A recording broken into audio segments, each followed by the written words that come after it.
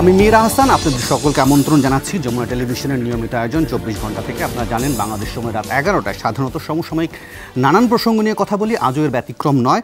আজ আমরা আমাদের আলোচনার বিষয়বস্তু কয়েকটি নির্ধারণ করেছি। আমরা একে একে সেই প্রসঙ্গগুলোতে যেতে চাই। আমরা আলোচনার বিষয়বস্তু নির্ধারণ করেছি পেনশন স্কিম প্রত্যয়, শিক্ষকদের প্রত্যাখ্যান কেন, পাশাপাশি রাজনীতির যে প্রসঙ্গগুলো আছে সেগুলো একই সঙ্গে আমাদের এই আলোচনায় আসবে। এই আলোচনায় অংশ নিতে আজ আমরা আমাদের স্টুডিওতে 2 অতিথিকে আমন্ত্রণ জানিয়েছি। এছাড়াও অনলাইনে আরও 2 অতিথি যোগ দেবেন। তাদের সাথে একে একে পরিচিত হতে চাই। পরিচয় পর্বটা শুরু করবো আমার ডান পাশ থেকে। আমার ডান পাশে আছেন বাংলাদেশ আওয়ামী লীগের সংস্কৃতি বিষয়ক সম্পাদক জনাব অসীম কুমার উকিল। দাদা, আপনাকে স্বাগত জানাচ্ছি আমাদের 24 ঘন্টায়। একই সঙ্গে এই আলোচনায় স্বাগত জানাতে চাই বাংলাদেশ জাতীয়তাবাদী দল বিএনপির প্রশিক্ষণ বিষয়ক সম্পাদক ABM মোশাররফ হোসেন। মোশাররফ ভাই, আপনাকেও স্বাগত। এছাড়াও এই আলোচনায় স্বাগত জানাতে চাই অনলাইনে জ্যেষ্ঠ সাংবাদিক জনাব আবু সাইদ খান। আশা করি আবু সাইদ খান আমাকে নিশ্চয়ই শুনতে পাচ্ছেন। আবু সাইদ খান, আপনাকে স্বাগত জানাচ্ছি। একই সঙ্গে এই আলোচনায় যোগ করে নিতে চাই ঢাকা বিশ্ববিদ্যালয়ের পুষ্টি ও খাদ্য বিজ্ঞান ইনস্টিটিউটের অধ্যাপক ডক্টর নিজামুল হক ভূঁইয়া। একই সঙ্গে তিনি বাংলাদেশ বিশ্ববিদ্যালয় শিক্ষক সমিতি ফেডারেশনের সভাপতির দায়িত্ব পালন করছেন। ডক্টর নিজামুল হক ভূঁইয়া, আপনাকেও স্বাগত জানাচ্ছে আমাদের 24 ঘন্টায়। যেহেতু আমরা প্রথম আলোচনার বিষয়বস্তু নির্ধারণ করেছি পেনশন স্কিম প্রত্যয়, শিক্ষকদের প্রত্যাখ্যান কেন, আমি শুরুতেই ডক্টর নিজামুল হক ভূঁইয়া তার কাছ থেকে শুনে আসি কেন শিক্ষকরা এটা বিরোধিতা করছেন। তারপরে নিশ্চয়ই আমাদের অন্যান্য অতিথিরা এই আলোচনায় তাদের মন্তব্য জানাবেন। ডক্টর ভূঁইয়া, আপনি আমাকে একটু শুরুতেই যদি স্পষ্ট করেন কেন আপনারা এই নতুন যে স্কিম শুরু হতে যাচ্ছে প্রত্যয় কালকে থেকে, সেটাকে আপনারা কেন বিরোধিতা করছেন, প্রত্যাখ্যান করছেন, এবং কেনই বা আপনারা একেবারে এই ক্লাস পরীক্ষা সব বর্জন করছেন? ধন্যবাদ আপনাকে। গত বছর 27শে অগাস্ট মাননীয় প্রধানমন্ত্রী 2023 সালে 4টা স্কিম চালু করেছিলেন পেনশন স্কিম। আমরা স্বাগত জানিয়েছি যারা পেনশনে ছিলেন না তাদের জন্য। হঠাৎ করে 13ই মার্চ অর্থ মন্ত্রণালয় থেকে একটা প্রজ্ঞাপনের মাধ্যমে শিক্ষকদের জন্য প্রত্যয় নামে একটা স্কিম চালু করেছে, যেটার মধ্যে আমরা দেখতে পাচ্ছি যে আমাদের শিক্ষকদের বয়সসীমা দেওয়া আছে। সেখানে প্রত্যয় স্কিম যেখানে থামবে সেখানে 60 বছর। 2 নম্বর হলো যে আমাদেরকে এখন কোনো টাকা দিতে হচ্ছে না। প্রত্যয় স্কিমে বলা আছে 5,000 টাকা অথবা 10% টাকা দিতে হবে। 3 নম্বর হলো যে এখানে আমাদের স্পাউসরা কেউ মৃত্যুবরণ করলে তার স্পাউস 75 বছর পর্যন্ত পেনশন স্কিম পাবে, পেনশনের মধ্যে থাকবেন। আরেকটা জিনিস হলো যে আমরা এককালীন আমরা 80 লক্ষ টাকা পেয়ে থাকি, কিন্তু সেটা প্রত্যয় স্কিমে নেই। কিন্তু আমরা দেখতে পাচ্ছি যে সরকার হঠাৎ করে আমাদের অর্থমন্ত্রী মহোদয় পার্লামেন্টে ঘোষণা করেছেন যে আগামী বছর সরকারি কর্মকর্তাদেরকেও সে পেনশন স্কিমে আনা হবে। তা আমাদের বক্তব্য হলো যে সার্বজনীন পেনশন স্কিমে যেটা আপনারা সেবক নাম দিয়ে করবেন, আমাদেরকে হঠাৎ করে শিক্ষকদেরকে সিঙ্গেল আউট করে আপনারা এই কাজটি কেন করলেন? আমরা অতীতে দেখেছি 2015 সালে এই সরকারি কর্মকর্তারাই আমাদেরকে পে স্কেলে আমাদেরকে অবদমন করে এক ধাপ নিচে নামিয়ে দেওয়া হলো। আমরা আন্দোলন করেছি, তখন মাননীয় প্রধানমন্ত্রী হস্তক্ষেপের কারণে আমরা আমাদের মর্যাদা ফেরত পেয়েছি। কিন্তু আমাদেরকে একটি গ্রেড সুপার গ্রেড দেওয়ার কথা ছিল, সিনিয়র স্কেল, সেখানে 6 জন শিক্ষকের দেওয়ার কথা ছিল অবধি 9 বছর। আমরা সবসময় বলে যাচ্ছি যে আমাদের সুপার গ্রেডটি দেওয়ার জন্য, আমরা সে সুপার গ্রেডটি পাই নাই। আর একটা জিনিস আমরা সবসময় দাবি করে আসছি যে আমরা স্বতন্ত্র বেতন স্কেল যেটা জুডিশিয়ারি কর্মকর্তারা পাচ্ছেন, সেটা হলো আমরা, কারণ সরকারি কর্মকর্তাদের সাথে থাকবে, শিক্ষকরা শিক্ষকদের জায়গায় থাকবে। এখন যেভাবে শিক্ষকদেরকে অবদমন করা হচ্ছে, কোন মেধাবী শিক্ষার্থীর সামনে কিন্তু শিক্ষক হিসাবে আর আসবে না। সেই কারণে আমরা প্রত্যয় স্কিম প্রত্যাহার করার জন্য একযোগে বাংলাদেশের 35টি বিশ্ববিদ্যালয়, আমি ঢাকা বিশ্ববিদ্যালয় শিক্ষক সমিতি যেমন সভাপতি, আমার বাংলাদেশ বিশ্ববিদ্যালয় ফেডারেশনের মহাসচিব, আমাদের 35টা বিশ্ববিদ্যালয় একযোগে আন্দোলনটা করছে। বরং আমাদের অন্যান্য বিশ্ববিদ্যালয়গুলো আরো অনেক বেশি সক্রিয় আন্দোলন অনেক আগ থেকেই।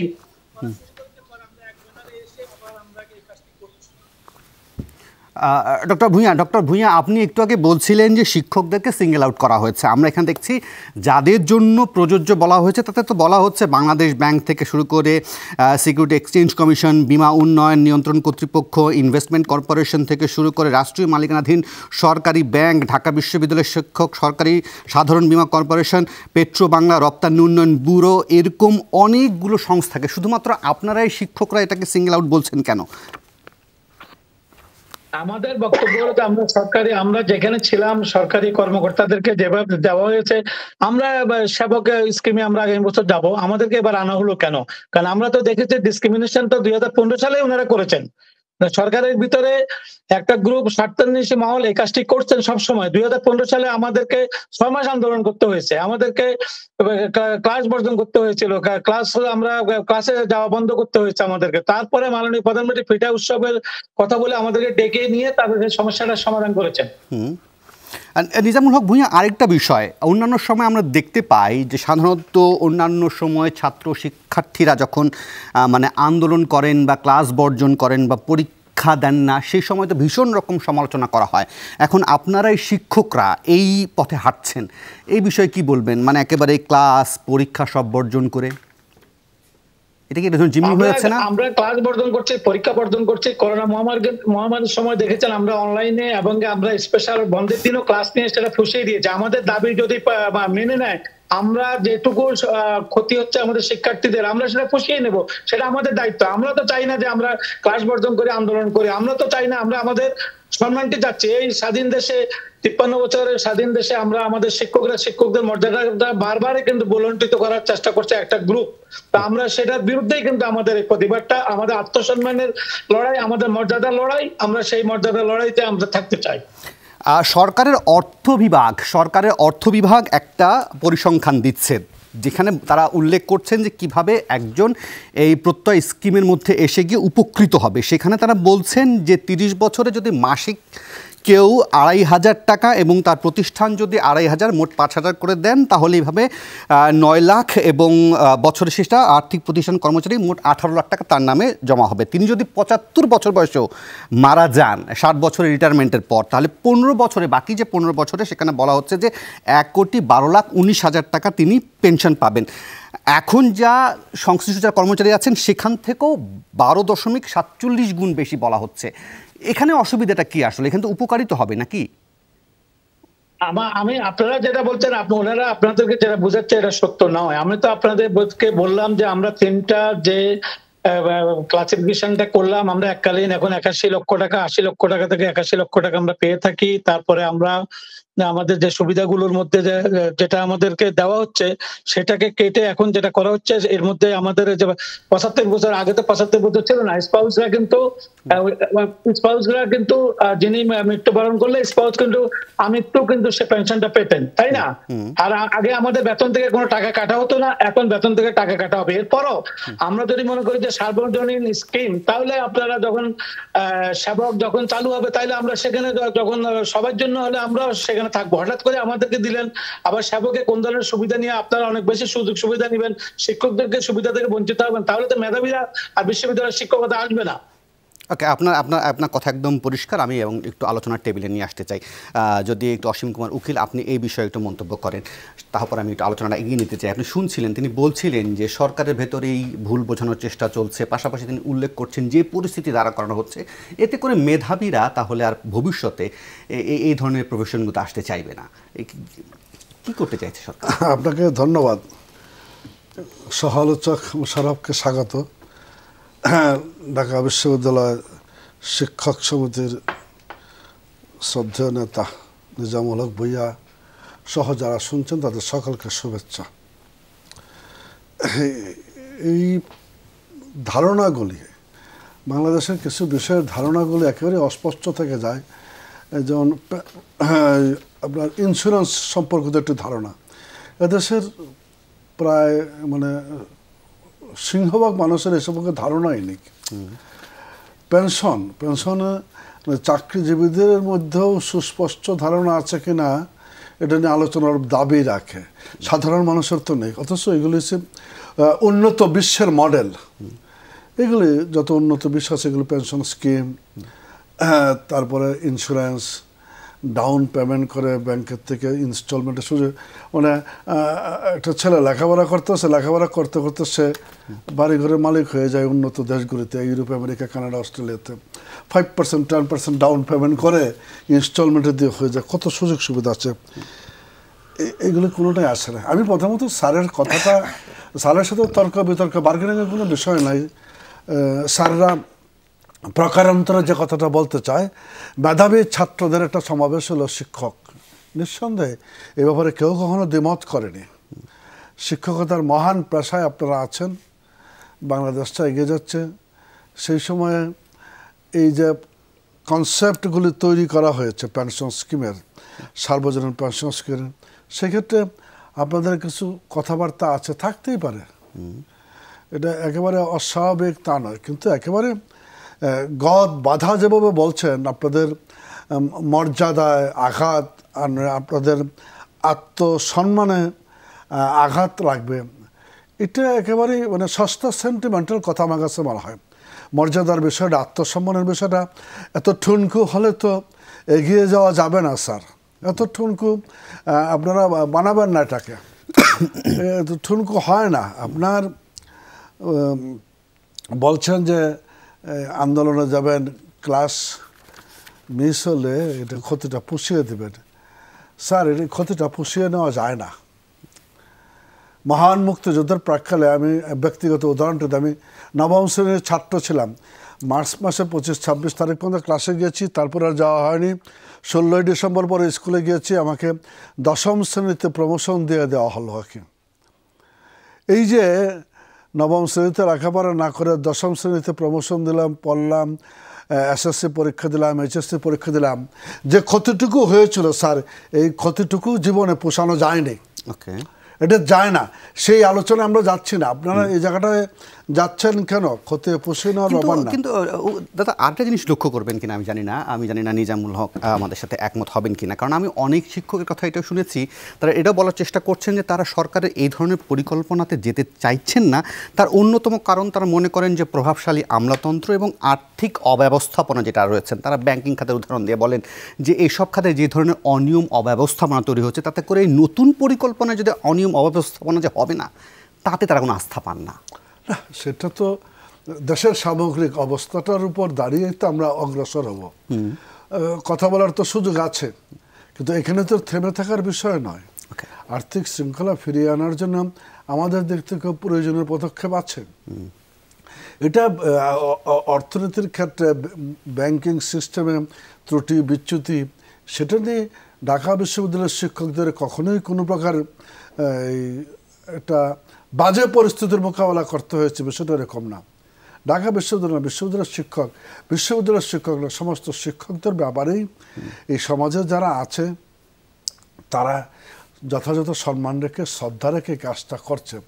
আর বর্তমান সরকার, মাননীয় প্রধানমন্ত্রী শেখ হাসিনা নেতৃত্বাধীন সরকার, মাননীয় প্রধানমন্ত্রী শেখ হাসিনা নিজে শিক্ষকদের প্রতি যথেষ্ট শ্রদ্ধা রেখে এই জায়গাগুলি এগিয়ে নেওয়ার চেষ্টা করে। অবদমনের কোনো চেষ্টার তো প্রশ্নই ওঠে না। আমি বারবার বলবো যে স্যার, আপনারা আসেন, এভাবে মানে এই ধর্মঘট, ক্লাস বর্জন, এইগুলির কোনো প্রয়োজন আছে বলে মনে করি না। অবশ্যই আলাপ আলোচনার সুযোগ আছে, সমস্যা থাকতে পারে, সমাধানও করা যাবে।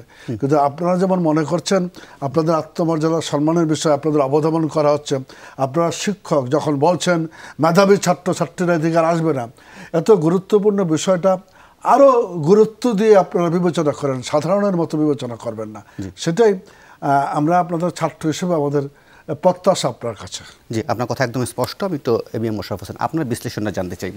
অনেকে তো এই সন্দেহটা কথা বলেন যে যখন 2023 সালে আসলে সার্বজনীন পেনশন স্কিমটা বাস্তবায়ন শুরু হয়, তখন তো বিশ্ববিদ্যালয়ের শিক্ষকদেরকে বাইরে রাখা হয়েছিল।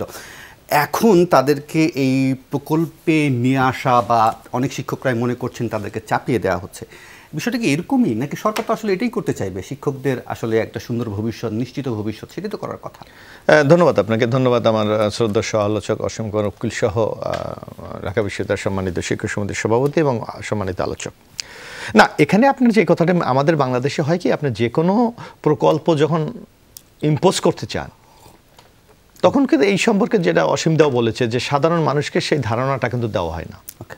এই জন্য আপনি দেখেন এই সার্বজনীন পেনশন স্কিম আজকে তো বাংলাদেশের সকল মানুষ একটা অনিরাপদ ভবিষ্যৎকে নিরাপদ করার জন্যই তো আপনি এই প্রকল্পটা গ্রহণ করেছেন, কিন্তু আপনি দেখেন যে এই সার্বজনীন পেনশনের রেসপন্সটা কতটুকু, খুব একটা রেসপন্স কিন্তু নাই। অর্থাৎ আস্থার একটা বিরাট সংকট রয়েছে। কারণ এটা কিভাবে পরিচালিত হবে, এটা কোথায় এটা ইনভেস্ট হবে, অথবা এটা কিভাবে এই যে টাকাটা আগামী দিনে বৃদ্ধি পাবে, নানা সংকট আমরা পত্রপত্রিকায় কিন্তু দেখি।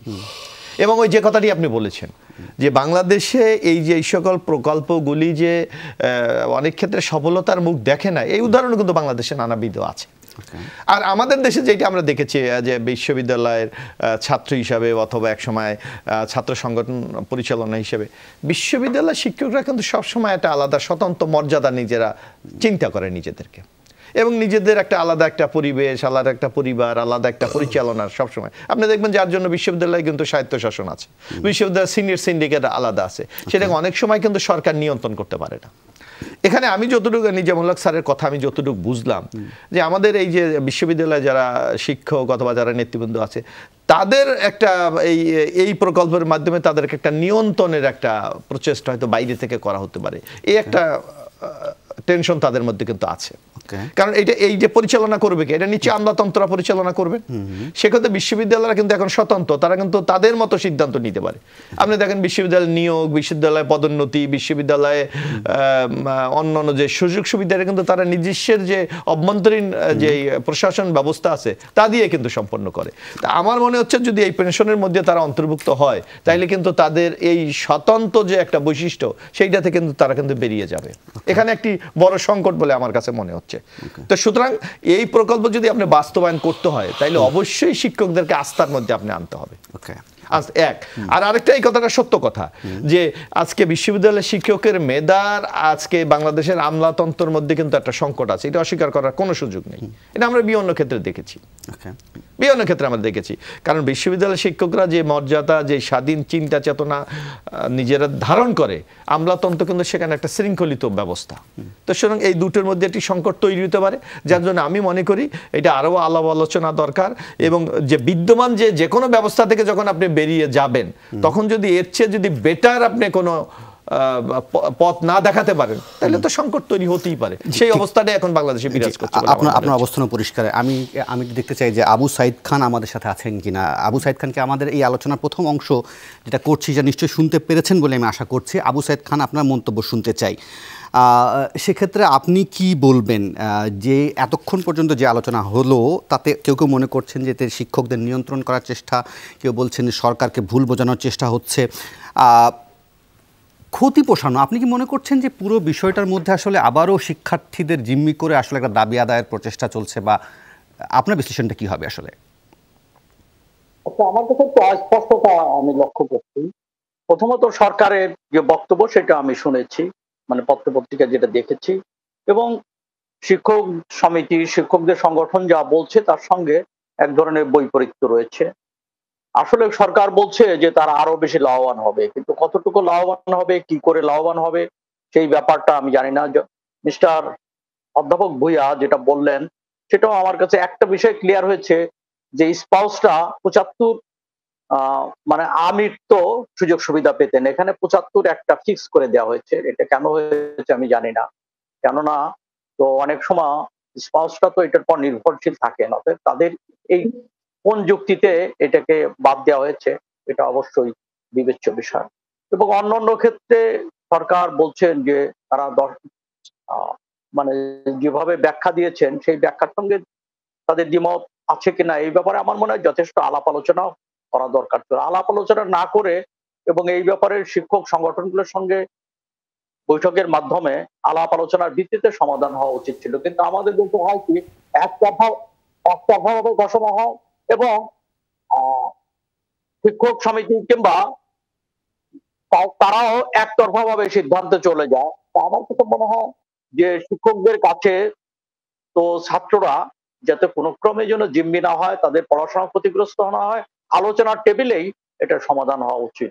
এবং তাদেরকে হঠাৎ করে মুভমেন্টে যাওয়া ঠিক না, তারা সরকারকে নোটিশ দিতে পারে এবং এই ব্যাপারটা নিয়ে আলাপ আলোচনা হওয়া উচিত। এখন পর্যন্ত ব্যক্তিগতভাবে আমার কাছে ব্যাপারটা স্পষ্ট না, অতএব এটা স্পষ্ট করাটা দরকার। সরকারের পক্ষ থেকেও এর ক্লারিফিকেশন দেওয়া দরকার, তাদের পক্ষ থেকেও দেওয়া দরকার। কিন্তু সরকার তাদের সঙ্গে আলাপ আলোচনা ছাড়া, অর্থাৎ স্টেক হোল্ডারদের সাথে আলাপ আলোচনা ছাড়া কোনো সিদ্ধান্তে যাবে না, এটা মোটেই কাম্য হতে পারে না। আর সেই ক্ষেত্রে স্টেক হোল্ডার যারা অংশীজন তারা চট করে মুভমেন্টে চলে যাবেন, মানে বিশ্ববিদ্যালয় শিক্ষা প্রতিষ্ঠান বন্ধ হয়ে যাবে, সেটাও কাম্য না। আমার মনে হয় বিষয়টা সমাধানের জন্য উভয় পক্ষ আলোচনায় বসে এটার একটা সমাধান খুঁজে উচিত বলে আমি মনে করি। আবু সাইদ খান, আপনার বক্তব্য স্পষ্ট। আমি একটা বিরতি নেই, বিরতির পর ফিরে এসে আসলে জানার চেষ্টা করব ডক্টর ভূঁইয়ার কাছ থেকে যে কয়েকটি বিষয় আসলো তাতে করে একটু জানতে চাইবো। আপনার ডক্টর ভূঁইয়া বারবার বলছিলেন যে সরকারকে ভুল বোঝানো হচ্ছে, ওনার কাছে জানতে চাইবো যে আসলে কে সরকারকে ভুল বোঝাতে চাইছে, পাশাপাশি আবারও তারা তাদের দাবি আদায়ের জন্য এই ছাত্র শিক্ষার্থীদেরকে ক্লাস বর্জনের মতো কর্মসূচির মধ্য দিয়ে গিয়ে আসলে কি আদায় করবেন বা কি ক্ষতি করে কি পোষাবেন সেটা একটু জানবো, তারপর তাকে বিদায় দেবো। তবে তার আগে নেব ছোট্ট একটা বিরতি, ফিরবো একটু পর। আবার আমন্ত্রণ 24 ঘন্টায়। ডক্টর নিজামুল হক ভূঁইয়া, আপনি শুনছিলেন বিরতির আগে যে প্রসঙ্গ নিয়ে আলোচনা হচ্ছিল তাতে অনেকগুলো বিষয় সামনে এসছে। একটা বিষয় তো নিশ্চয়ই জানতে চাইবো, আপনি বারবার দাবি করছিলেন সরকারকে ভুল বোঝানো হচ্ছে, কারা আসলে সরকারকে ভুল বোঝাচ্ছে সেটা নিশ্চয়ই বলবেন। একই সঙ্গে অসীম কুমার উকিল বলছিলেন যে শিক্ষকদের মর্যাদা আসলে এত ঠুনকো নয় যেভাবে আপনারা বলছেন যে একেবারে ভেঙে যাচ্ছে, সেই বিষয়টাও যদি বলতে চান নিশ্চয়ই বলবেন। কিন্তু ক্ষতি পোষানোর বিষয়টা জানতে চাই, আপনারা মানে এই ক্লাস বর্জন, পরীক্ষা বন্ধ রেখে আসলে কীভাবে ক্ষতি পোষাবেন স্টুডেন্টদের? ধন্যবাদ আপনাকে। আমি আগে প্রথমে আমাদের যে তিনজন আলোচক কথা বলেছেন, আমাদের অসীম কুমার উকিল, উনি আমাদের বড় ভাই, আমরা ওনাকে ছাত্র রাজনীতি করতে দেখেছি, এমপি ছিলেন। তারপর আমাদের সাইদ ভাই আমাদের অত্যন্ত ঘনিষ্ঠ একজন, আমাদের মোশাররফ আমাদের ছাত্র নেতা। আমরা গত 3.5 মাস যখন 13ই মার্চ প্রজ্ঞাপনটি আসে, আমরা তখন বিবৃতি দিয়েছি ফেডারেশন থেকে সবগুলো বিশ্ববিদ্যালয়ের শিক্ষকরা এক হয়ে। যেহেতু আমি ফেডারেশনের মহাসচিব, ফেডারেশন থেকে দিয়েছি, পরবর্তী পর্যায়ে ঢাকা বিশ্ববিদ্যালয় শিক্ষক সমিতি থেকে বিবৃতি দিয়েছি। এরপরে আমরা সিগনেচার কালেকশন করেছি, করে আমরা মাননীয় শিক্ষামন্ত্রীর সাথে দুইবার দেখা করেছি। দুইবার দেখা করে আমরা শিক্ষামন্ত্রী মহোদয় বলেছি যে মানে আমাদের সমস্যাটা, এমনকি শিক্ষামন্ত্রী মহোদয় বললেন মাননীয় প্রধানমন্ত্রীর সাথে আলোচনা করবেন, এই ব্যাপারে উনি দেখবেন। পরবর্তী পর্যায়ে আমরা সংবাদ সম্মেলন করেছি, আমরা সংবাদ সম্মেলনের মাধ্যমে জানিয়েছি আমাদের বক্তব্যটি। তার পরবর্তী পর্যায়ে আমরা অর্ধ দিবস কর্মবিরতি পালন করেছি। 3.5 মাস পর্যন্ত আমাদের সাথে কেউ যোগাযোগ করেন। আমরা চেষ্টা করেছি বিভিন্ন ভাবে, পরোক্ষভাবে শিক্ষক হিসাবে যে আমাদের এই দাবিটা নিয়ে যাতে ওনারা কথা বলেন। গতকালকে আমরা ক্রিয়াশীল ছাত্র সংগঠনগুলোর সাথে কথা বলেছি, দেখো আমরা কি করব, আমাদের উপর প্রেশার। কারণ আমরা দেখছি বরং ঢাকা বিশ্ববিদ্যালয় আমরা অনেক পরে এসেছি, অন্যান্য বিশ্ববিদ্যালয়গুলো পেরিফেরি অঞ্চলের তারা অনেক আগে কিন্তু অ্যাক্টিভলি তারা আন্দোলনে নেমেছে। তারা আমাদেরকে ফেডারেশনের সাথে আলোচনা করা ছাড়া আমরা দেখছি কৃষি বিশ্ববিদ্যালয় 3 দিন তারা পূর্ণ কর্মবিরতি পালন করেছে। পরে আমরা বললাম দেখেন আপনারা এভাবে বিক্ষিপ্ত ভাবে করেন না, এটা শিক্ষকদের আত্মমর্যাদার ব্যাপার। আরেকটা জিনিস হলো যে ওনারা যে প্রত্যয় স্কিমটা চালু করলেন, কোথাও আমরা দেখেছি উন্নত বিশ্বে বা অন্যান্য দেশেও যখন কোনো কিছু এই ধরনের কোনো স্কিম করে তখন অর্থনীতিবিদ বা বিশ্ববিদ্যালয়ের স্টেক হোল্ডার আমরা যারা আছে, আমাদেরও তো 2-1 সদস্য মেম্বার জুড়ে থাকতো, আমরা বুঝতে পারতাম যে আমাদের এখানে কোথায় সমস্যা, কোথায় আমাদের লাভ হবে। সেক্ষেত্রে যেমন আমাদের জাতীয় বেতন স্কেলে যখন 15 সালে করা হলো তখন আমাদের বিশ্ববিদ্যালয়ের একজন শিক্ষক কিন্তু সে কমিটির সদস্য ছিল, কিন্তু এবার ওনারা হঠাৎ করে এই ঘোষণাটা দিলেন, সেটা আমাদের জন্য খুব দুঃখজনক। আর মাননীয় প্রধানমন্ত্রী 17 আগস্ট 2023 সালে যেটা 4টি পেনশন স্কিম ঘোষণা করেছিলেন, সেটা হলো প্রবাস, সমতা, সুরক্ষা, সেই প্রগতি, সেগুলো বিভিন্ন যারা পেনশনে ছিলেন না ইতিমধ্যে আমরা সেটাকেও স্বাগত জানিয়েছি। ইতিমধ্যে 3 লক্ষ লোক সেখানে রেজিস্ট্রেশন করেছে, কিন্তু আমরা তো পেনশন স্কিমে ছিলাম। এখন আগামীকাল থেকে আমাদের যে সমস্ত শিক্ষক এই পেশায় আসবেন, যোগদান করবেন, তারা দেখতেছে তাদের সামনে অন্ধকার। কারণ আমরা দেখেছি যে আমাদেরকে যদি সার্বজনীন হয়, সবার জন্য হয়, সেটা হলো যে আগামী বছর ওনারা বলছেন যে সার্বজনীন সরকারি কর্মকর্তাদের জন্য করবেন। আমরা যেখানে ছিলাম তাহলে আমরা একসাথে তো ছিলাম, আপনারা আমাদেরকে হঠাৎ করে বের করে দিলেন কেন? আর সরকারের ভিতরে আপনারা দেখেছেন 2015 সালে সরকারের ভিতরে কারা যে কাজটি করেছে সে একই গ্রুপেই, আমরা কারো নাম বলতে চাই না। এই জন্য আমরা চাচ্ছি যে আমাদেরকে স্বতন্ত্র বেতন স্কেল দেন। দীর্ঘদিনের শিক্ষকদের দাবি আমাদের যেমন জুডিশিয়াল আন্দোলন করছে না, আন্দোলন করার প্রয়োজন হচ্ছে না। আমরা শিক্ষকরা আমাদের আত্মমর্যাদা নিয়ে আমাদেরকে রাখেন, আমরা আমাদের কাজ করতে দিন। কিন্তু আমরা দেখছি যে আমরা কেন আন্দোলন করবো, আমরা কেন প্রেস ব্রিফিং করবো, কেন আমরা বিবৃতি দিব, কেন আমরা ক্লাস বন্ধ করে দিয়ে পরীক্ষা বন্ধ করে দিয়ে শিক্ষার্থীদের ক্ষতি করব? আমরা তো চাই নাই, কিন্তু আমাদের শিক্ষকরা কোনোভাবেই শিক্ষকরা সেটা মেনে নিতে পারছে না। যার জন্য আমরা অত শিক্ষকের দায়িত্বে নেতৃত্বে আছি বিদায় এখন আমাকে কথাগুলো বলতে হচ্ছে মুখপাত্র হিসাবে। শিক্ষকদের অনুভূতিটাকে আমি আপনাদের সামনে প্রকাশ করছি। তার মানে কালকে থেকে বাস্তবায়ন হচ্ছে এবং কালকে থেকেই আপনাদের ক্লাস বর্জন, পরীক্ষা বর্জন এটা চলছে। আপাতত কোনো জায়গাতে কোনো যোগাযোগ হয়নি এবং আপাতত সমস্যা বা সমাধানের কোনো পথও বেরোয়নি। বিষয়টা কি এরকম, ডক্টর নিজামুল হক? আমরা আমাদের মাননীয় প্রধানমন্ত্রীকে যদি আমরা বুঝাতে পারি, কারণ বঙ্গবন্ধু শিক্ষাকে বলতে সবচেয়ে বড় বিনিয়োগ, এবং কি আপনারা জানেন যে আমার স্বাধীনতার পর বঙ্গবন্ধু শিক্ষাকে সবচেয়ে বেশি বাজেট করেছেন, 4% শিক্ষার বাজেট রেখেছেন। একজন শিক্ষকের শিক্ষামন্ত্রী করেছেন অধ্যাপক ইউসুফ আলীকে। প্রথম শিক্ষা সচিব ছিলেন এ আর মল্লিক, চট্টগ্রাম বিশ্ববিদ্যালয়ের প্রতিষ্ঠাতা উপাচার্য, পরে উনি অর্থমন্ত্রী হয়েছেন। এ আর মল্লিক একজন বিজ্ঞানী, আব্দুল্লাহ প্রতি সরফুদ্দিন উনি একজন বিজ্ঞানী, একজন শিক্ষক, ওনাকে উনি শিক্ষা সচিব করেছেন। প্রফেসর কবির চৌধুরী আমাদের জাতীয় অধ্যাপক, ওনাকে শিক্ষা সচিব করেছেন। এমনকি বঙ্গবন্ধুর পরে উনি কুদরতি ক্ষুদা শিক্ষা কমিশন করেছেন। 1961 সালে আইয়ুব খান শিক্ষকদের যে অধিকার খর্ব করেছেন, বঙ্গবন্ধু বলছেন আমি ক্ষমতা আসতে পারলে শিক্ষকদের অধিকার দিব। 73 সালে আমাদের অর্ডিন্যান্স দিয়েছে 4টা বিশ্ববিদ্যালয়কে, এবং শিক্ষকদের মর্যাদা বঙ্গবন্ধু এভাবে আমাদের মাননীয় প্রধানমন্ত্রীকেও দেখেছি শিক্ষকদেরকে উনি কি আপনার কথা ডক্টর নিজামুল হক ভূঁইয়া, আমি বুঝতে পেরেছি আপনার কথা স্পষ্ট। এখনো ডক্টর ভূঁইয়া আনিসুজ্জামান স্যার আমাদের জাতীয় অধ্যাপক, জি ডক্টর ভূঁইয়া আপনার কথা স্পষ্ট। ডক্টর ভূঁইয়া আপনার কথা স্পষ্ট, আমি বুঝতে পেরেছি যে এখনো আসলে আলোচনার সুযোগ আছে, অনেক জায়গায় অনেক কিছু এখনো ব্যালেন্স করার সুযোগ আছে। যাই হোক, আপনাকে এই অংশ থেকে বিদায় জানাতে চাই। অসংখ্য ধন্যবাদ ডক্টর নিজামুল হক ভূঁইয়া, ঢাকা বিশ্ববিদ্যালয় বাংলাদেশ বিশ্ববিদ্যালয় শিক্ষক সমিতি ফেডারেশনের সভাপতি। আপনাকে সময় দিয়েছিলেন, অসংখ্য ধন্যবাদ। আমি একটু এইবার আলোচনার প্রসঙ্গ বদলাতে চাই। আমরা এবার আলোচনার প্রসঙ্গ আনতে চাই সম্পর্কের সোনালী সময় প্রাপ্তি কি। বিশেষ করে এই প্রসঙ্গটা কেন আনছে আলোচনার টেবিলে, যে 10টি সমঝোতা চুক্তি হলো প্রধানমন্ত্রীর খুব অল্প সময়ের মধ্যে ভারত সফরের মধ্য দিয়ে, সেই বিষয়ে আজ আমরা প্রথম বিএনপির মহাসচিব পর্যায়ে বক্তব্য জানতে পারলাম। সেক্ষেত্রে বিএনপি মহাসচিব যেটা বলছেন যে এই যে 10টি সমঝোতা স্মারক সই হয়েছে সেগুলোকে তিনি মনে করছেন যে গোলামির নবতর সংস্করণ। মানে কি কারণে এটাকে আসলে গোলামির নবতর সংস্করণ মনে হচ্ছে মোশাররফ হোসেন? আসলে আপনি চমৎকার একটা বিষয় উত্থাপন করেছেন যে বাংলাদেশ তো আমরা একটা স্বাধীন সার্বভৌমত্ব রাষ্ট্র, আমরা আমাদের রাষ্ট্রের স্বার্থ সংরক্ষণ করবো, এটাই আমাদের স্বাভাবিক। কিন্তু আপনি লক্ষ্য করবেন যে বিশেষ করে আওয়ামী লীগ 15 বছর ক্ষমতায়, 15 বছর ক্ষমতা আসার পর আমরা ভারতের সাথে আমাদের স্বার্থ প্রতিনিয়ত আমরা বঞ্চিত হচ্ছি, আমাদের কোনো স্বার্থ সংরক্ষিত হচ্ছে না। যেমন একটা যদি আপনি দেখেন যে নেপাল থেকে বিদ্যুৎ আমদানির জন্য আমরা দীর্ঘদিন পর্যন্ত চেষ্টা চলছে, কিন্তু নেপালের সাথে বাংলাদেশ এবং ভারতের মধ্যে যে মাত্র 22 কিলোমিটারের একটা করিডোর আছে, সেইটা আমাদেরকে ভারত দিচ্ছে না। অথচ আপনি দেখেন এই সরকার আসার পর এই যে ট্রানজিট বা করিডোরের নামে তাদেরকে যে রাস্তা করার পারমিশন দিয়েছে, সেখানে 861 কিলোমিটার রাস্তা ইতিমধ্যে তারা 14টা প্রায় সংযোগ সড়কও তারা নির্মাণ করেছে। এবং এই তাদের যে দীর্ঘদিনের ভারতের একটা সংকট ছিল আপনার 7 সিস্টারে যে বিদ্রোহ, এই যে উলফা টুলফা আমরা শুনেছি, আজকে বাংলাদেশের কারণে কিন্তু তারা এই জায়গা থেকে অনেকটা মুক্তি পেয়েছে। কিন্তু আমাদের স্বার্থ সংরক্ষণ কোথায় হয়েছে?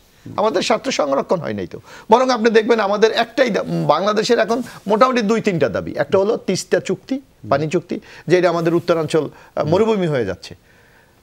আরেকটা হলো সীমান্ত আমাদের হত্যাকাণ্ড দেখেন, কিন্তু একটাও কি আমাদের কোনো সমাধান হচ্ছে?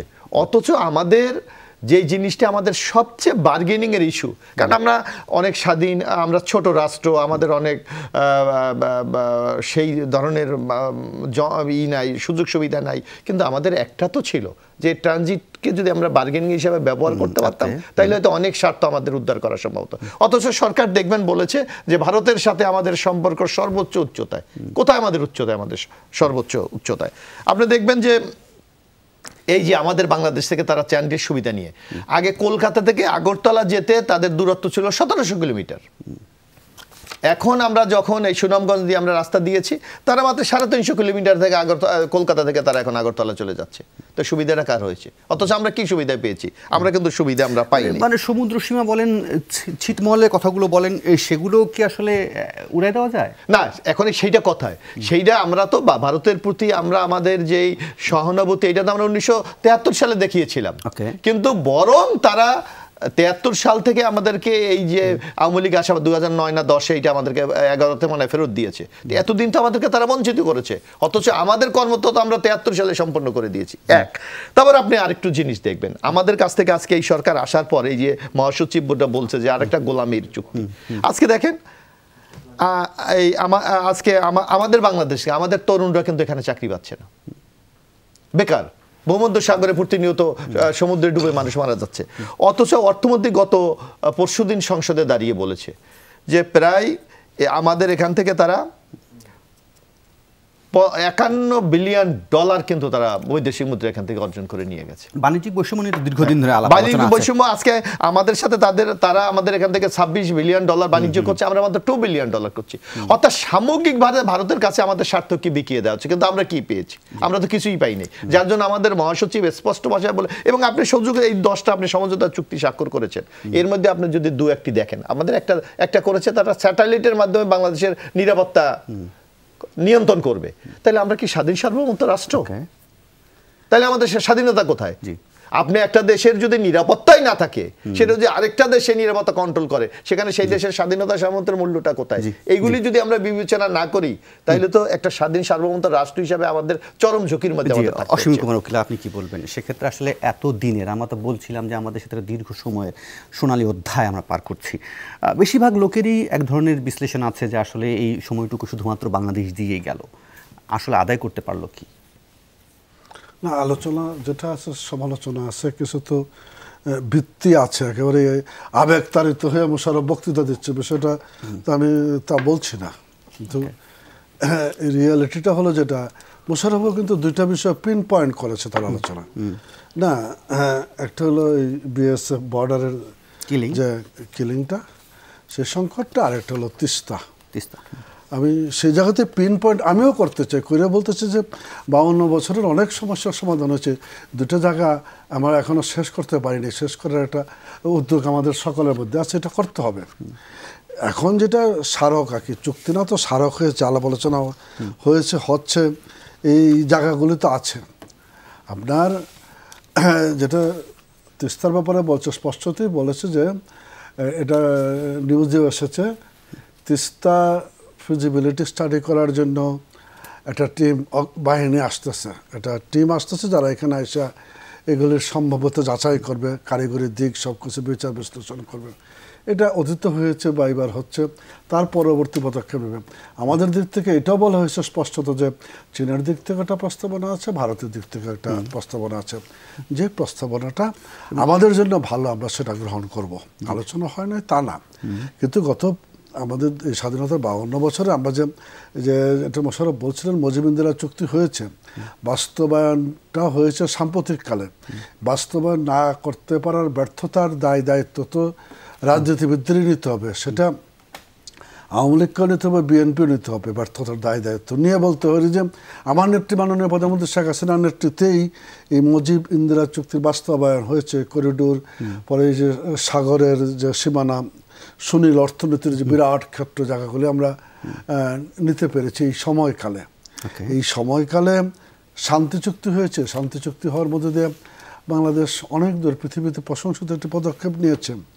গঙ্গা চুক্তি হয়েছে, আবার গঙ্গা চুক্তি রিনিউয়ালের সময়ও হয়েছে। স্বাধীন বাংলাদেশ থেকে যুদ্ধের পরপর বাংলাদেশের সেনা প্রত্যাহার করে নেওয়া হয়। তারা অনেকেই বলছেন যে হয়েছে ঠিক আছে, কিন্তু যেভাবে হচ্ছে সেগুলো আসলে সমতার ভিত্তিতে নয়। একটা দুটো তো পাশাপাশি স্বাধীন দেশ, সার্বভৌম দেশ, আসলে সবাই তো সবার স্বার্থ দেখবে। ধরেন এই পানি নিয়ে যখন কথা হচ্ছে, এখন যেটা দেখা যাচ্ছে অনেকেই বলার চেষ্টা করছেন যে মানে ঘোড়ার আগে গাড়ি নাকি, বিষয়টা এরকম কিনা, কারণ হচ্ছে পানি আসেনি অথচ প্রকল্প নিয়ে কথাবার্তা শুরু হয়ে গেছে, কে প্রজেক্ট করবে, বিষয়গুলো আগে পিনপয়েন্ট হওয়া দরকার নয়? হ্যাঁ, এই ফাঁকে আবার রেল ট্রানজিট হয়ে যাচ্ছে, এই জায়গাতে কে খরচ করবে, এই জায়গাতেই পিন পয়েন্ট করা দরকার। ঘোড়ার আগে গাড়ি, গাড়ির আগে ঘোড়া কোনোটাই কিন্তু না। আমার 54টা অভিন্ন নদীর উৎস ভারতে, না তার মধ্যে কথা তো দুটো নিয়েই। হ্যাঁ, গঙ্গা তিস্তা, গঙ্গাটা রুটিন ওয়ার্ক রিনিউয়াল হয়ে যাবে। তিস্তা আমরা কিন্তু যে আলোচনাগুলি হচ্ছে, যে ফিজিবিলিটি স্টাডি বলি বা অগ্রবর্তী বাহিনী এসে যে জায়গাটা আসছে, যে আলোচনাটা এখন আছে, আমরা উৎস মুখের দিকে তাকিয়ে থাকবো না। আমরা পানির রিজার্ভার তৈরি করে পানিটা রাখবো, শুষ্ক মৌসুমে যেটা আমি ছাড়তে পারবো, ওইটা পানি আসা যাওয়ার বিষয়টা কিন্তু এখানে নাই। সেই প্রস্তাব বলে নিয়ে আলোচনা হচ্ছে।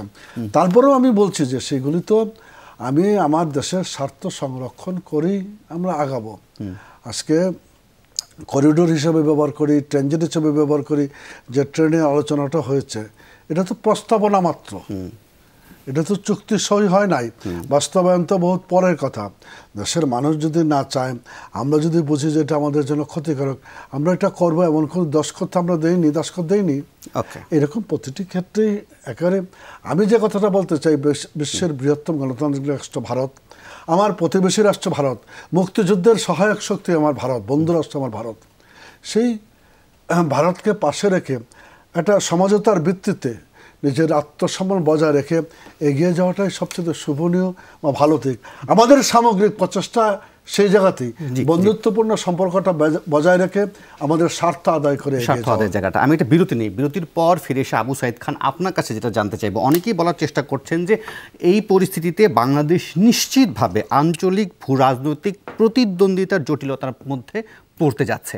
আমি বিরতির পর ফিরে এসে এই মন্তব্যটার বিশ্লেষণ আপনার জানতে চাইবো, আদৌ কি বাংলাদেশ এই বিষয়গুলো নিয়ে এই ধরনের ভূ রাজনৈতিক প্রতিদ্বন্দ্বিতা বা জটিলতা পড়তে যাচ্ছে কিনা। তবে তার আগে নেব ছোট্ট একটা বিরতি, ফিরছি একটু পর। আবারও আমন্ত্রণ 24 ঘন্টায়, যেতে চায় আবু সাইদ খান। বিরতির আগে আপনি শুনছিলেন, আমরা এবার আলোচনার প্রসঙ্গে আমরা নিয়ে আসছি আবু সাইদ খান, যে ভারতের প্রসঙ্গ নিয়ে, বাংলাদেশ ভারতের যে সমঝোতা চুক্তিগুলো হয়েছে সেই বিষয়গুলো নিয়ে আমরা আজকে শুনতে পেলাম বিএনপি স্টেটমেন্ট। তারা মনে করছেন এটা কোটা একদম শূন্যের জায়গায়। আপনি একটু আগে শুনছিলেন আলোচনায় আমাদের সাথে অসীম কুমার উকিল এবং ABM মোশাররফ হোসেন, তারা বিভিন্ন বিশ্লেষণ দিচ্ছিলেন। আপনার কাছে প্রশ্নটি রেখেছিলাম যে বাংলাদেশ নিশ্চিতভাবে, অনেকেই বলার চেষ্টা করছেন যে এই প্রকল্পগুলো বা এই যে সমঝোতাগুলো হতে যাচ্ছে, বিশেষ করে তিস্তাকে ঘিরে আঞ্চলিক এবং ভূ রাজনৈতিক প্রতিদ্বন্দ্বিতার জটিল সমীকরণের মধ্যে পড়তে যাচ্ছে। আপনি কি তাই মনে করেন? বিষয়টা হচ্ছে যে একটু পিছন থেকে বলতে হবে যে বাংলাদেশের সাথে ভারতের তো সুসম্পর্ক রয়েছে দীর্ঘদিনে, বিভিন্নভাবে মুক্তিযুদ্ধের মধ্যে যে সম্পর্ক তৈরি হয়েছে, এবং অতি সম্প্রতি এই বছর এই সরকার ক্ষমতা থাকাকালীন যেসব চুক্তিগুলো হয়েছে, যে বিশেষ করে ভারতকে যে ট্রানজিট সুবিধা দিয়েছে, ভারত লাভবান হচ্ছে। কিন্তু সেই অনুযায়ী আমরা তার প্রতিদান কি পাচ্ছে, এটা একটা গুরুত্বপূর্ণ প্রশ্ন। আমাদের পাওয়ার বিষয় হচ্ছে, প্রথমত আমাদের পাওয়ার বিষয় হচ্ছে আমরা ভাটির দেশ, উজান থেকে আমাদের পানি পাওয়ার বিষয়, এবং 54টা নদীর মধ্যে একমাত্র গঙ্গার ক্ষেত্রেই চুক্তি আছে। তিস্তার চুক্তিটা ঝুলে আছে, এখনো হচ্ছে না। এখন প্রশ্নটা হচ্ছে যে তিস্তার চুক্তি, তিস্তার পানি যখন পাচ্ছে না, তখন বাংলাদেশ একটা বিপদ ভাবনা ভেবেছিল, সেটা হচ্ছে যে চীনের মাধ্যমে তারা এখানে একটা পানিগুলোকে রিজার্ভার দিয়ে পানিগুলোকে রক্ষা করা এবং সেটা শুষ্ক মৌসুমে কাজে লাগানো। তো সেইটা এই বিকল্প প্রস্তাবে ভারত এখন এখানেও ইনভেস্ট করতে চাইছে, কিন্তু প্রশ্নটা আমাদের সঙ্গে ভারতের ইনভেস্টমেন্টটা এখানে গুরুত্বপূর্ণ না, গুরুত্বপূর্ণ হচ্ছে আমরা ন্যায্য তিস্তার পানি পাবো কিনা, এবং সেই ব্যাপারটা এখনো সুরাহা হচ্ছে না। এটাকে পাশ কাটিয়ে যাওয়া হচ্ছে। কেন যাওয়া হচ্ছে? এবং এখানে যেটা বলা হচ্ছে যে পশ্চিমবঙ্গ সরকারের সঙ্গে, তো পশ্চিমবঙ্গ, আমরা তো আর পশ্চিমবঙ্গ সরকারের সঙ্গে তাদের সম্পর্কের বিষয়টা, সেটা তাদের ইন্টারনাল ব্যাপার, কিন্তু এখানে তো আমাদের কিছু নেই। আর একটা হচ্ছে যে আমি বুঝতে পারি না, এইটা একটা গুরুত্বপূর্ণ প্রশ্ন, এটা একটা গুরুত্বপূর্ণ প্রশ্ন যে যখন তিস্তাটা ঝুলে আছে, তখন এই ধরনের প্রকল্পে ভারতের ইনভেস্টমেন্টটা কতটা গুরুত্বপূর্ণ, এটা আমার কাছে বোধগম্য না। আমার কাছে আগে মনে হয় যে তিস্তার পানি পাওয়াটাই আমাদের জন্য গুরুত্বপূর্ণ, অন্যান্য নদীর পানি পাওয়াটা আমাদের জন্য গুরুত্বপূর্ণ। আর একটা হচ্ছে যে এই থেকে পাশ কাটিয়ে এখানকার ব্যারেজ হবে কিনা, সেই পানি আমরা কি করে উন্নয়ন করব, সেটা সেকেন্ডারি কোশ্চেন। এবং সেইটার মধ্যে দিয়ে আমরা চাই না যে এটা নিয়ে চীন কিংবা ভারতের মধ্যে এটা নিয়ে এক ধরনের প্রতিযোগিতা হোক, সেটা আমাদের কাম্য হতে পারে না। আমাদের প্রধানত কাম্য হচ্ছে তিস্তার পানি পাওয়া এবং অন্যান্য নদীর প্রবাহটাকে নিশ্চিত করা, সেটা। এবং বন্ধুত্বের ক্ষেত্রে তো কিছু সমস্যাও তৈরি হয়েছে, সেগুলো আমাদের ভাববার ব্যাপার। যে পৃথিবীতে এই ধরনের বন্ধু দেশের হাতে যেভাবে নির্মম সীমান্তে মানুষ নিহত হচ্ছে, সেটা তো নিঃসন্দেহে দুর্ভাগ্যজনক। এবং এমনকি শত্রুভাবাপন্ন পাকিস্তানের বর্ডারেও, ভারত পাকিস্তান তো শত্রুভাবাপন্ন দেশ, সেখানে তো এই ধরনের কিলিং হচ্ছে না। অথচ বাংলাদেশে যে কিলিং গুলো হচ্ছে এগুলো, হ্যাঁ সরকার এগুলোকে মানে নিশ্চুপ থাকতে পারে কিংবা সরকার চোখ বুজে থাকতে পারে, কিন্তু জনগণ বিক্ষিপ্ত হচ্ছে। আরেকটা দেশের সম্পর্ক হচ্ছে জনগণের সাথে জনগণের সম্পর্কটাও উন্নয়ন দরকার। সেই ক্ষেত্রে আমার মনে হয় বক্তা ঘটছে। জি জি, আবু সাইদ আপনার কথা একদম স্পষ্ট। আবু সাইদ আপনার কথা স্পষ্ট, আপনি থাকুন, আমি আসছি, আবারও আপনার কাছে আসছি। আমি বরং এবিএম মোশাররফ হোসেন আপনার কাছে একটু বিশ্লেষণটা শুনতে চাইব। আমরা দেখছিলাম যে বিএনপি আবারও আলোচনায় বা আন্দোলনের মধ্য দিয়ে সামনে এগুতে চাইছে। এমনি তো এই বিষয়গুলো প্রসঙ্গগুলো আছে, পাশাপাশি এবার খালেদা জিয়ার মুক্তির প্রসঙ্গটাকেও বিএনপি সামনে নিয়ে আসছে। বিএনপি বলছে যে খালেদা জিয়াকে মুক্তি না দিলে পরিণতি হবে ভয়াবহ। খালেদা জিয়ার এখন এই মুহূর্তে বাধা কোথায় আসলে? শুধুমাত্র বিদেশ যাওয়া ছাড়া রাজনীতি করার ক্ষেত্রে, দলকে নির্দেশনা দেওয়ার ক্ষেত্রে? খালেদা জিয়া তো এখনো জেলে। আচ্ছা, উনি আপনি দেখবেন যে খালেদা জিয়াকে বিশেষ নির্বাহী ক্ষমতা, 401 যে নির্বাহী প্রধানমন্ত্রীর যে ক্ষমতা, সেই ক্ষমতার বলে তাকে বাসায় থেকে চিকিৎসা করার পারমিশন দিয়েছে। এবং তার দুইটা শর্তে, একটা হলো তাকে বাসায় থাকতে হবে, আরেকটা হলো তাকে বাংলাদেশে বসে ট্রিটমেন্ট নিতে হবে। তো এখানে তো খালেদা জিয়া মুক্ত, এই কথাটা বলার কোনো সুযোগ নাই। তার রায় কার্যকর আছে, শুধু তাকে বাসায় থাকতে দেওয়া হয়েছে এই জায়গায়। এখন আমাদের যে প্রশ্ন হলো যে আমাদের সংবিধান আমাদেরকে কি অধিকার দিয়েছে? আমাদের তো মৌলিক 5টা অধিকার আছে, শিক্ষা, বাসস্থান, স্বাস্থ্য, এগুলো আছে। আজকে খালেদা জিয়ার চিকিৎসা দরকার, এটা তার ডাক্তাররা বলছে, বাংলাদেশের যেটা মেডিকেল বোর্ড বলছে, তার পরিবার বলছে, কিন্তু সরকার চিকিৎসার কোনো ব্যবস্থা করছে না। এটা আমরা মনে করি এটা সম্পূর্ণ রাজনৈতিক একটা প্রতিহিংসা। কারণ রাজনৈতিক প্রতিহিংসা কেন? এখানে প্রতিহিংসা আপনার সাথে, আমার সাথে, অসীমদের সাথে না, আমার সাথে আপনার না, এখানে হলো ক্ষমতার প্রতিদ্বন্দ্বী। কারণ বাংলাদেশের বর্তমান প্রধানমন্ত্রী জানে তার রাজনীতির একমাত্র প্রতিদ্বন্দ্বী হলো বেগম খালেদা জিয়া, যার জন্য তাকে বিনা চিকিৎসার নিঃশেষে তাকে মৃত্যুর দিকে তারা ঠেলে দিচ্ছে। অথচ আপনি দেখেন এই আজকে আওয়ামী লীগ জনগণকে বিভ্রান্ত করার জন্য নানা কথাগুলি বলতেছে। 401 দ্বারায় একই আইনে যদি আপনি তাকে বাসায় থেকে ট্রিটমেন্ট করার সুযোগ দিতে পারেন, তাহলে আপনি তাকে বাইরে যেতে পারবেন না কেন? অর্থাৎ এখানেও সরকারের একটি বিপরীত চরিত্র। কিন্তু আপনাদের যারা মানে আপনাদের যারা প্রতিদ্বন্দ্বী মানে রাজনীতির মাঠে, তাদের বক্তব্য হচ্ছে ধরেন বিএনপি তো মানে বেশ কিছু বছর ধরে আন্দোলনের মধ্যে আছে, তারা আসলে খালেদা জিয়ার মুক্তির বিষয়টি আসলে আইনগত লড়াই করে কুলিয়ে উঠতে পারেনি। পাশাপাশি তারা এটাও মন্তব্য করেন যে খালেদা জিয়ার শারীরিক অবস্থা নিয়ে বিএনপি এক ধরনের গুঞ্জন তৈরি করে উস্কানির চেষ্টা করছেন। আসলে খালেদা জিয়ার যে প্রকৃত অবস্থা সেই চিত্র আপনারা নিজেরাও জানেন না এবং সেটা প্রকাশও করেন না। এই কথাটাও তো ঠিক না। আপনি দেখেন যে মেডিকেল বোর্ড যেটা আছে বেগম খালেদা জিয়ার, এবং তার যে চিকিৎসক আছে, প্রতিনিয়ত তারা কিন্তু গণমাধ্যমে ব্রিফ করে তারা জানাচ্ছে বেগম খালেদা জিয়ার শরীরের অবস্থা কি, এবং সরকারও কিন্তু স্বীকার করছে। আপনি যদি সরকারের আইনমন্ত্রীর অথবা অন্য যারা মুখপাত্র তাদের বক্তব্য দেখেন, তারাও বলছে খালেদা জিয়া, তারা অন্য কথা বলছে, তারা বয়সের কারণে নানা জটিল সংকটে আছে। তো যদি তারাই স্বীকার করে সংকটে আছে, তাহলে কেন খালেদা ট্রিটমেন্ট দেওয়া হচ্ছে না? তারা বলছে আইন কাভার করে না। অথচ বাংলাদেশে আপনি দেখেন যে বাংলাদেশে এইভাবে আদালত কর্তৃক সাজাপ্রাপ্ত হয়েছে আসাম আব্দুর রব সাহেব, তাকে পশ্চিম জার্মানিতে ট্রিটমেন্ট করা হয়েছে। তাদের নেতা মোহাম্মদ নাসিম সাহেব 111 গভর্নমেন্টের সময় তাকে সিঙ্গাপুর পাঠানো হয়েছে। এই মাননীয় প্রধানমন্ত্রী যখন 111-এ উনি কারারুদ্ধ ছিলেন, ওনাকে মুক্তি দিয়ে ওনাকে কিন্তু চিকিৎসার ব্যবস্থা করা হয়েছিল। সুতরাং আজকে শুধু রাজনৈতিকভাবে বেগম খালেদা জিয়াকে নিঃশেষ করে দেওয়ার জন্য এই কাজটি আজকে করা হচ্ছে। এক আর আরেকটি আপনারা কথা বলছেন যে আমরা খালেদা জিয়ার জন্য আন্দোলন সংগ্রাম আমরা করছি না। তা আপনি বলেন আমাদের এই যে প্রায় 1,10,000 মামলা, কিন্তু আমাদের নামে শুধু কি আমাদের নামে মামলা হয়েছে? আমরা রাজপথে ছিলাম, সক্রিয় ছিলাম, আন্দোলন সংগ্রাম করেছি, যার কারণেই সরকার আমাদেরকে নিশ্চিহ্ন করে দেওয়ার জন্য এই কাজগুলি করছে। আরেকটা বলা হচ্ছে যে বিএনপি কার্যকরী, তাইলে আমাদের মির্জা ফখরুল, আপনি এই যে বাংলাদেশের ইতিহাস, এখানে অসীমদা তো অনেক আন্দোলন সংগ্রামের লোক, বাংলাদেশের ইতিহাসে একটা দলের মহাসচিব এই আওয়ামী লীগের আমলে 5 থেকে 6 বার উনি জেল খেটেছে। এটা কোনোদিন কোন ইতিহাসে আছে? কিন্তু পাশাপাশি এটাও তো একটা যুক্তি দেয়া হয় যে ধরেন মানে রাজনীতি মাঠে তো মানে আন্দোলন সংগ্রাম, জেল খাটা এগুলো থাকবে, মামলা মোকদ্দমা, কিন্তু আরেকটা বলা হয় যে বিএনপি আসলে দ্বৈত নেতৃত্বের কারণে আসলে কোনো সময় আন্দোলন মানে ফলপ্রসূ হচ্ছে না। না, এটা বরং আমরা মনে করি এই সরকারের নির্যাতন এবং প্রশাসনকে যে নগ্ন দলীয়করণ করেছে। আজকে আপনি দেখেন এই যে আমরা যে কথাটি বলে আসছি যে প্রশাসন এই সরকারের আজ্ঞা ভবিষ্যৎ কাজ করছে, আজকে যে এই যে বেনজির, এই যে আব্দুল আজিজ, এই যে মতিউর, এরা কে ছিল? এরা ছিল এই সরকারের ক্ষমতায় যাহার সিঁড়ি পাহারাদার ছিলেন, এদেরকে সুবিধা দিয়ে আজকে বিরোধী দলকে নিশ্চিহ্ন করেছে। আজকে যার ফলটা কিন্তু এই সরকার আজকে ভোগ করছে। এই যে ক্ষমতার যে আস্ফালন, এই আস্ফালনের কাছনে এক একজন দুর্নীতির পাহাড় গড়ে তুলেছে, আর সরকার অবৈধ সুবিধা নিয়েছে তাদের কাছে। কারণ আপনাকে একটা বলি, আজকে আপনার তো নিচ্ছে পাসপোর্ট আছে, আমরা পাসপোর্ট গেলে ফিঙ্গার দিতে গেলে কয়েকবার দিতে হয়, এরপর আমার অ্যাডজাস্ট হয় না। আর আজিজ সাহেব এই সরকারের কমিশনার, এই সরকারের ডিজি, র্যাবের, পুলিশের আইজি, তার 60টা বেসরকারি পাসপোর্ট। সরকার কি দেখে নাই?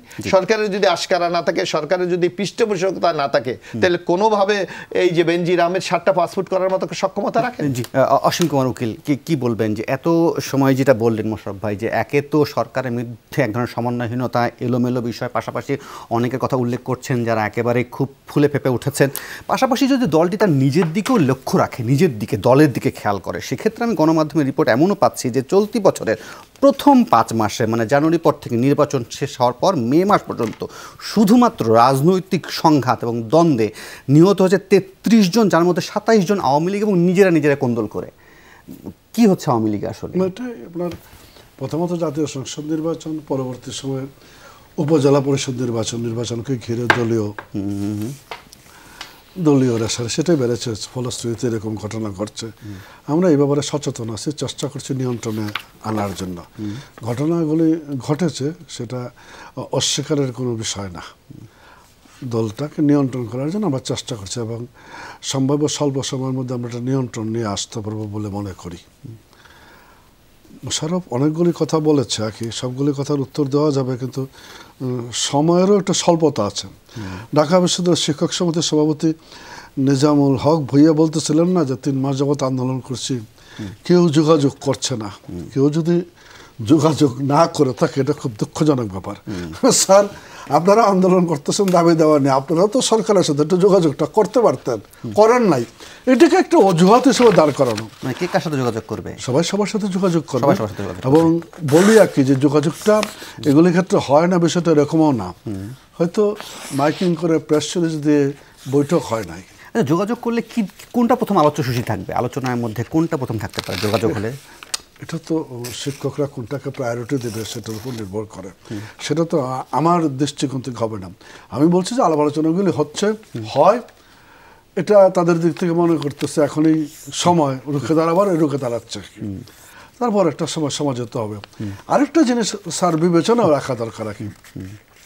এই যে শিক্ষক সমিতি আর সরকারি দল তো একই সমিতি, তো একই দৃষ্টিভঙ্গিগত, তো একই মনোভাবা সম্পন্ন, তো সরকারি দলের মানুষের তো তারা। তো সেখানে ভাইরা গন্ডগোল হয়, বসে আলাপ আলোচনা করে মিটপাট করে যেতে পারে। এক ভাই আরেক ভাইয়ের ঘর থেকে বাইর করে দিলে তো আর হবে না, বা ঘর থেকে বের হয়ে গেলে তো চলবে না, মীমাংসাগুলি হবে। এগুলি বারবার বলার কোনো বিষয় নেই। বিএনপি তাদের চেয়ারপারসনের মুক্তির দাবিতে আন্দোলন করে তুলতে যাচ্ছে, খুবই ভালো কথা, এবং সেটাই স্বাভাবিক। হয় না এখানে সেটা অস্বাভাবিক। সরকার আইনানুগভাবে সমস্ত পদক্ষেপ নিয়েছে চিকিৎসার জন্য, যে জন্য উনি বাইরে থেকে চিকিৎসা করছেন, এবং ওনার মন্নত বাংলাদেশের সবচেয়ে ভালো হসপিটালে সর্বোচ্চ সুযোগ সুবিধা নিয়ে চিকিৎসাগুলি হচ্ছে। তারপরেও বিএনপি তার কথা বলবে। হ্যাঁ, আমরা আমাদের দিক থেকে রাজনৈতিকভাবে মনে করি আমরা দায়িত্বটুকু পালন করেছি, এটার মধ্যে নতুন করে কিছু নেই। বেনজিরের পাসপোর্ট, আপনার মোশাররফ, এটা তো খুব বাস্তবতা। ধরেন মাহফুজ আনাম সাংবাদিক জগতের নেতা, তাই না? অনেক বড় মাপের মানুষ না উনি, সর্বজন শ্রদ্ধেয় মানুষ। মাহফুজ আনাম সাহেব যখন বলে যে বেনজিরের বিষয়ে আমরা জানতাম না, ব্যাপারটা এরকম না, জানতাম কিন্তু বলার সাহস পাইনি। But he is a leader, একজন নেতা এইভাবে বলতে পারে না। ভিত্তু মানুষের মতো কথা বললেন না, কাপুরুষের মতো কথা বললেন না, এটা ওনার বলা উচিত হয় না। বলছেন সাংবাদিকতা কত নিশ্চয়ই, তারপর বক্তব্যের পর নিশ্চয়ই আমাদের সাংবাদিকদেরও কাঠগড়ায় দাঁড়ানো করা উচিত। কারণ হচ্ছে এর আগেও তার একটা বক্তব্য ছিল এরকম, যে তার কাছে 1/11-এর সময় অনেক প্রতিবেদন আসতো এবং তিনি যাচাই বাছাই ছাড়া প্রকাশ করতেন, তার কণ্ঠে আমরা শুনেছি। যাই হোক, আমি যে কথা বলতে চাই যে এটা ওনার আসলে এটা ফেস করা দরকার ছিল আর কি। সেই ক্ষেত্রে একটা পাসপোর্ট অফিসের যিনি ডিজি, উনি হলেন ম্যাক্সিমাম এডিশনাল সেক্রেটারি। তার অধস্তন যারা আছে ডাইরেক্ট এবং আর্মি, এবার অবশ্যই এডিশনাল সেক্রেটারি বিসিএস অ্যাডমিনের লোক, ডাইরেক্টর থাকে 2-3 জন আর্মির মেজর কর্নেল ব্রিগেডিয়ার লেভেলে, তারপরের যারা থাকে অফিসাররা যারা এই সমস্ত ইনফরমেশন যাচাই বাছাই করে, তাদের পক্ষে র্যাবের ডিজি কিংবা ঢাকার পুলিশ কমিশনার কিংবা আইজির কোনো কিছু চ্যালেঞ্জ করা কি সম্ভব? ক্ষমতার সোজা কোথায়? সম্ভব না। সেই বাস্তবতায় দাঁড়িয়ে আমরা আমাদের নোটিশে যখন এনেছি, আমি বিশ্বাস করি এই যে বিষয়গুলি, এরা কেউ আওয়ামী লীগের নেতা না, বেনজির বা আজিজ বা যে নামগুলো এরা বললো, এরা আমলাতন্ত্রের বিভিন্ন পর্যায়ে আছে, বিভিন্ন সংস্থা প্রধান। আমরা এই জায়গাগুলিকে দেখছি, আমরা দেখছি বলেই জনসমক্ষে এসেছে। আমরা বিশ্বাস করি এই জায়গাটাতে আমরা কাঙ্ক্ষিত পাশাপাশি রাজনৈতিক বিষয়ে আপনি বলছিলেন যে সমঝোতার এখনো সুযোগ আছে, এখনো যোগাযোগ। যাই হোক, আমি দেখতে চাই বা আমরা সবাই অপেক্ষা করতে চাই সামনের দিনগুলোতে। অসংখ্য ধন্যবাদ অসীম কুমার উকিল, একই সঙ্গে ABM মোশাররফ হোসেন এবং আবু সাইদ খান। আপনারা আপনাদের তিনজনের মূল্যবান সময় মন্তব্য দিয়েছিলেন। আর এই ছিল 24 ঘন্টায়। কাল আবার দেখা হবে। ধন্যবাদ।